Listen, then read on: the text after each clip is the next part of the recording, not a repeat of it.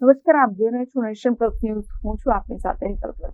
હાલોલના ધારાસભ્યની ગ્રાન્ટમાંથી મૂકવામાં આવેલ બાકડાની અજાણ્યા ઇસમો દ્વારા તોડફોડ હાથ ધરવામાં આવી છે.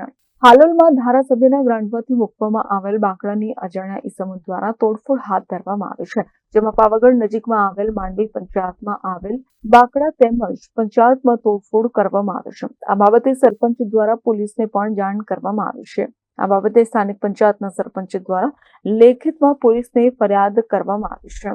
બારીના કાચ તોડવામાં આવે છે અને ધારાસભ્યની ગ્રાન્ટમાંથી બાકડા 2 તોડવામાં આવે છે. એ બાબતની જાણ કોઈને કરી? અમે પોલીસને જાણ કરી છે. Kiran Gohil, Nation Plus News, Panchmahal. સમાચારોના સતત અપડેટ મેળવવા માટે અમારી નેશન પ્લસ ન્યૂઝની યુટ્યુબ ચેનલને સબસ્ક્રાઇબ કરો, બેલ આઇકન દબાવો અને જોડાયેલા રહો ફેસબુક, ઇન્સ્ટાગ્રામ અને ટ્વિટર પર.